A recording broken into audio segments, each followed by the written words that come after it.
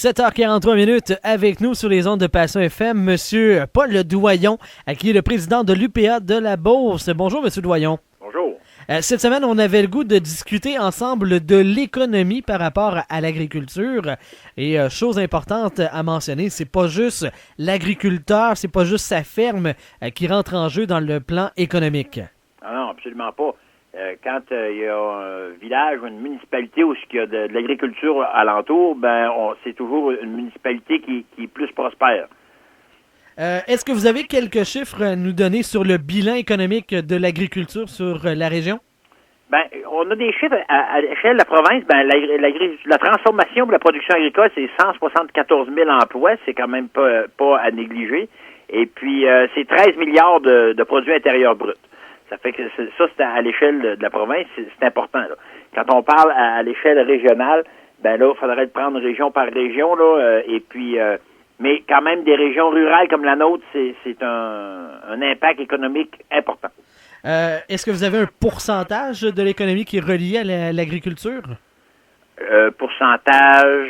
En fait, il y a le PIB de la région, le pourcentage qui revient de l'agriculture. Non, on n'a pas cette donnée-là? Non, j'ai pas cette donnée-là, maintenant.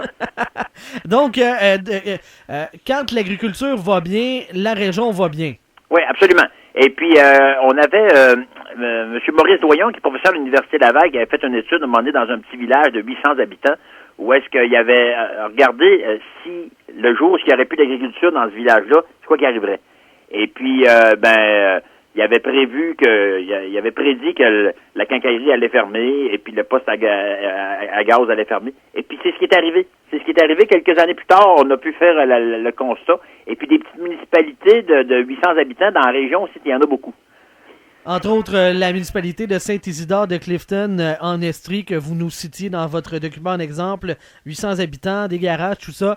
Si l'évaluation foncière de la ferme baisse, les impôts, les taxes qu'on paie à les municipalités sont moindres, et c'est la population qui doit prendre le relais. Absolument. On a eu cet exemple-là à Saint-Bernard, dans la Beauce, où est-ce que il y avait beaucoup de production porcine, et puis la crise porcine a fait en sorte que on a perdu des fermes porcines, et puis là, le transfert fiscal s'est fait sur le dos des résidents du village. Oui, non, c'est ça. Bien entendu, il y a un transfert qui se fait, rien ne se perd, rien ne se crée, tout se transforme, hein? C'est ça. Et puis quand il y a de l'agriculture dans un coin, c'est le vétérinaire qui va à la ferme, il arrête de mettre du gaz au poste à gaz du village, il va au dépanneur, il va au restaurant, c'est le livreur de machinerie agricole, le livreur de moulée, tout c'est une activité qu'on peut pas prétendre qu'il peut disparaître parce que c'est trop important, là. Mm-hmm. Puis quand on parle, mettons, la MRC des aides-chemins, il y avait beaucoup d'emplois, il y avait beaucoup de richesses qui étaient créées par l'industrie de la forêt. Puis ça, c'est un peu comme l'industrie porcine, ça en a arraché pendant les dernières années.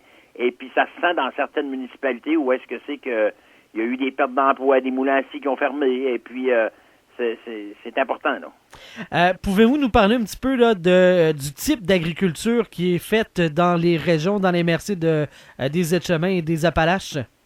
Il y a beaucoup de production acéricole. Ça dépend si on est plus vers la plaine du Saint-Laurent ou plus vers la frontière américaine, là. On parle dans les aides-chemins de l'agriculture de production laitière, production de veau d'embauche, il y en a beaucoup là, production de sirop d'érable, l'exploitation forestière, bien entendu.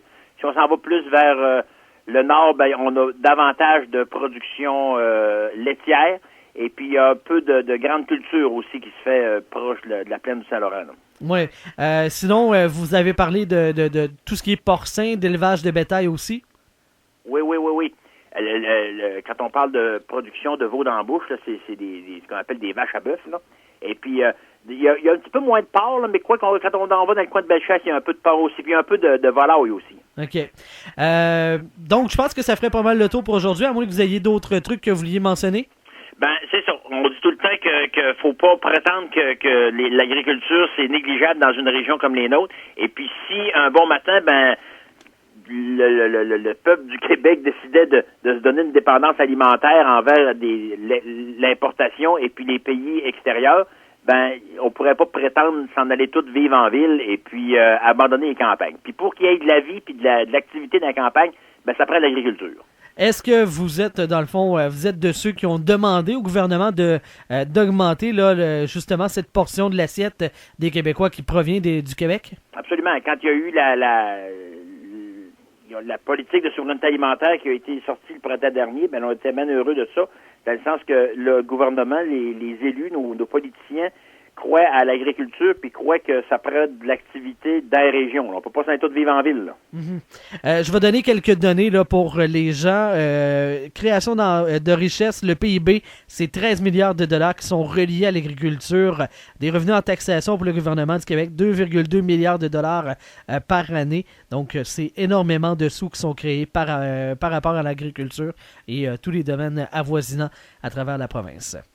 Un gros merci, M. Doyon, pour le temps que vous avez passé avec nous. On se reparle mercredi prochain. Ça marche. Bonne semaine. Merci, au revoir. C'était Paul Doyon avec nous, président de l'UPA de la Beauce sur les ondes de Passion FM.